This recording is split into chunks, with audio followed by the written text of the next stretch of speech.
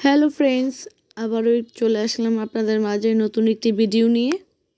সেটা হচ্ছে টমেটো ভাজি, কাঁচা টমেটো ভাজি।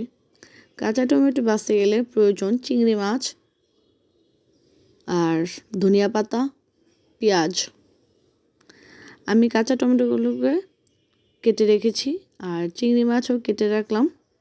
এর জন্য আমি পেঁয়াজ ভাজি করে নেব, হালকা হালকা ভাজতে হবে যেন পুড়ে না যায়। লাল লাল হবার পর আমি তার মধ্যে মশলা দিয়ে দেব। ধনিয়া গুঁড়া, হলুদ গুঁড়া, স্বাদ মতো মরিচ ও লবণ দিয়ে মশলাটাকে ভালোভাবে কষিয়ে নেব।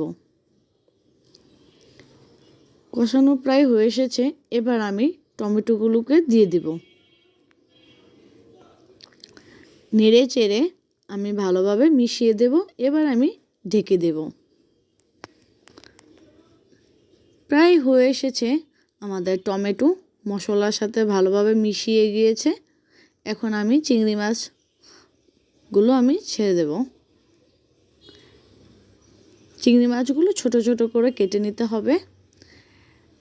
অনেকে এটার সাথে দিয়ে দেয়, আবার হালকা করে ভেজে নেয়, তাই আমি হালকা করে ভেজে নিয়েছিলাম। টমেটো ভাজিতে দিয়ে দিয়েছি। এবার আমি স্বাদ মতো মরিচ দিয়ে, শুকনো কাটা মরিচ আর দিয়ে এবার আমি ধনিয়া পাতা দিয়ে ভালোভাবে মিশিয়ে নেব। কাঁচামরিচটা দিলে সাধারণত ভালো একটি ঘ্রাণ আসে, তার জন্য দেওয়া হয়। আর সাথে যদি দেশীয় ধনিয়া পাতা থাকে তাহলে তো কথাই নেই। হয়ে গেল আমাদের টমেটো ভাজি। ভিডিওটি ভালো লাগলে অবশ্যই লাইক করবেন। Thank you.